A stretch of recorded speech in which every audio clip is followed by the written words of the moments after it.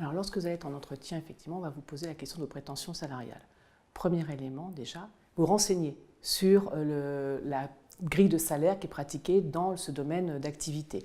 Parce que d'un domaine d'activité à un autre domaine d'activité, la politique de rémunération peut être différente. Donc ça, c'est un premier point qui est important. Donc cherchez à trouver des éléments de réponse sur les salaires qui sont pratiqués dans la branche que vous souhaitez rejoindre.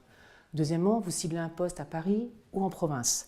Là aussi, ça peut être un élément important de pouvoir jauger quelle rémunération vous pouvez prétendre vivant à Paris au regard des charges que vous aurez et en province également au regard des charges que vous aurez.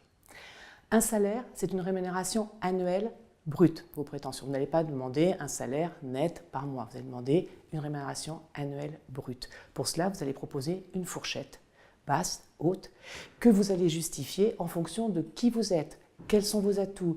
Quelle est votre expérience? Vous avez fait vos études en alternance? Peut-être pouvez-vous justifier une expérience professionnelle qui sera plus propice à pouvoir revendiquer le salaire que vous souhaitez demander. Pour cela également, n'oubliez pas qu'une rémunération, elle peut être composée d'un fixe et d'un variable.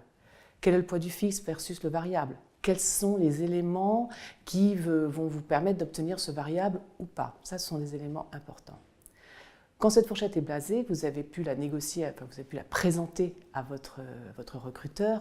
Si d'aventure le recruteur reste sur une fourchette inférieure ou une proposition inférieure à ce que vous souhaitez et que le poste vraiment vous intéresse, vous pouvez aussi envisager d'évoquer une revalorisation de votre salaire à l'issue de votre période d'essai, au bout de 6 mois, au bout d'1 an, que sais-je. Là encore, à vous de juger ce que vous êtes prêt à accepter dans le poste que vous allez revendiquer et signer, je vous le souhaite.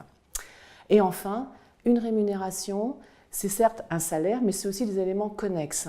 Intéressant de vous intéresser à ce que propose l'entreprise. Y a-t-il de la participation, de l'intéressement, un plan d'épargne entreprise, des primes particulières, des avantages, des remboursements de frais?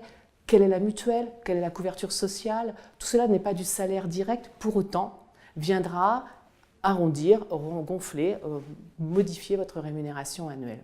Voilà, fort de cela, négociez.